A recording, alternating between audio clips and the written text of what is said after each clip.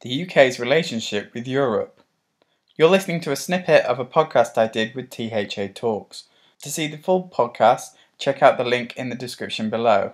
Make sure you join in the debate and subscribe. Yeah, I think I've seen a lot of the media. I'm pro Brexit. I voted Brexit, and I still want us to leave. Just get out, straight cut, and deal with what we need to deal with. But the thing is, when you see and a lot of the sort of the more right leaning media, I like seeing because they're urging on Brexit, and that's all great. But what I don't like to see with them do, and they do this a lot, is they call EU Europe. They sort of make out like if the EU, the French within the EU says something that's not too great towards us or something, they say the French are saying, and this division. I think it's important to remember the EU isn't Europe. It's supposed to be the representative of Europe, as you said, which is actually a great idea. Fundamentally, the idea of Europe coming together and having a great trading relationship. Fantastic idea, but it seems to be turning into more of that, turning into a union, almost like the United States of Europe, which wasn't what it was meant to be. But I think while we fight that as Brexiteers,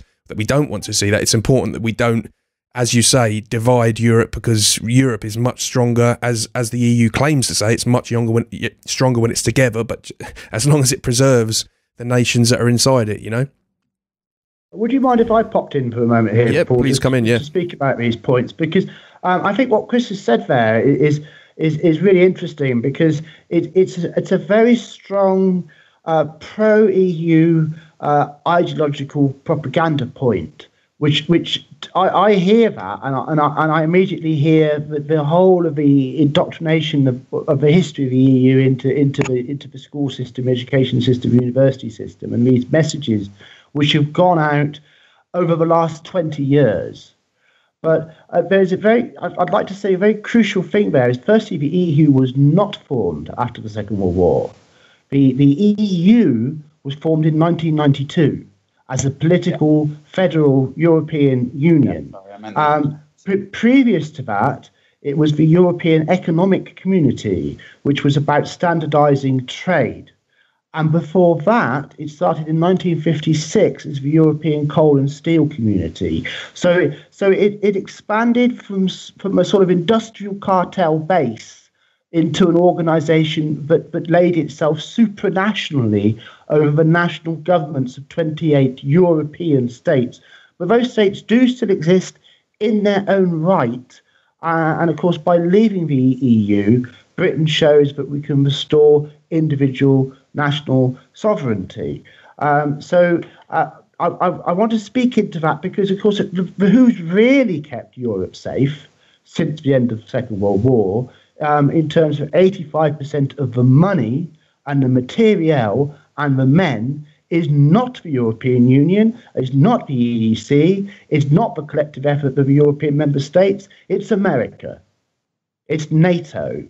And it's decades of maintaining military presence across Europe that countered any possibility of the Soviet army crossing further into Europe than it already had when it took Czechoslovakia. So that line against the Soviet Empire and the Cold War period, that was America doing that. That was America defending Europe and keeping it free. And I feel that the airbrushing of history which has gone on is so powerful, but also so subtle and so pernicious that people will believe the statement, the European Union was formed after the Second World War. I think there's two sides to these negotiations that we have to separate in order for them to be successful. The first side is that our dealings with the people of Europe. We're not trying to divide them, and we're not trying to lock them out. We need them for our NHS. We do want to control immigration, but we don't want to completely stop it. If we stop it, we're going to suffer economically. And we need them to come over here and trade. We need their businesses. We need open trade negotiations. But then there's this other side of it, which is the bureaucracy of the EU, the Jean-Claude Junckers of the world, that we want to completely separate from. We want to completely leave, and we want to see reformed and changed. But we're not obviously going to get that change anymore because we're out of it. So we want to separate ourselves as much from that and unify ourselves as much to the people of Europe and the people of the world, get trade negotiations with India, America, China going. Now, whether a lot of people have said that that's just going to mean that ultimately we bow our heads down to the world, let China buy us out, let loads of immigrants in, and essentially not even have the reason why we vote Brexit. Even though we've got Brexit, we don't have the reasons there. We don't stop immigration. We're not economically certain. We're reliant on the economies of other people. So we've got to promote British business and British industry more. But to do that, we need investment. And it's like this double-edged sword where if we leave the European Union as the bureaucracy of this European Union, then we risk causing the divisions that make the people of Europe get fed all this information about how we're so divisive and how we're stopping immigrants and we're not funding them and we're not nice to them. They'll be reading all of this on their newspapers and they'll think that we're just this English Little Englanders. And that's what most worries me now, is that the people of Europe won't be on our side. Well, we need to do our best to get them on our side.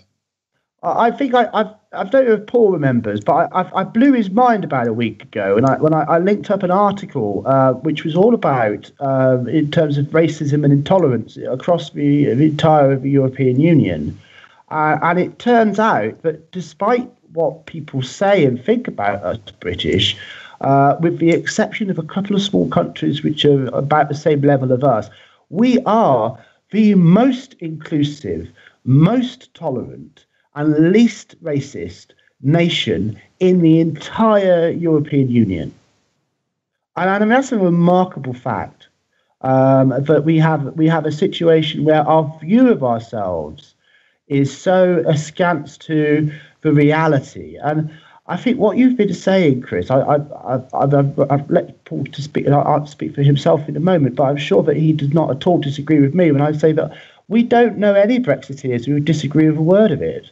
Apart from maybe there's a few knuckleheads to be found at the lower end of the BNP or Britain First or something who really do hate immigrants. I think for the vast majority of those who voted Leave in the referendum last year, the entire issue wasn't driven by a dislike of the other at all. It was driven by the clear lack of control from our government, and our government showing that it's given up willingness and the ability to take control of such a vital social function as controlling the population levels and ensuring we don't get overcrowded and that services don't collapse. So what do you make of that, Paul? Well, yeah, I mean, the thing is, I mean, if you look around the world, it's not common for everyone to be going through this. I mean, it just seems to be Europe. I think America's going through it as well, that this idea that to get trade, you've got to sell your borders. I mean, I think immigration has expanded everywhere a bit more because of that, but you know, nowhere, these the Asian countries, they're not going through this to the extent that we are and stuff. So when people say, "Oh, we're bigots," if you object to immigration like that, and you're saying you're bigots, this and that, I think what you've got to do is you've got to step back and look globally.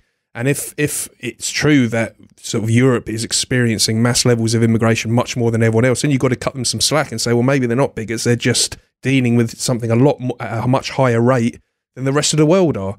And that's where I get defensive, and I think, well, hang on, this is wrong. It's like, I'd understand if the whole world was going through the exact same thing, and it was just these nasty European nations that were just getting spiky about it, and it was like, what's your problem? Everyone else is happy, but that's not the case.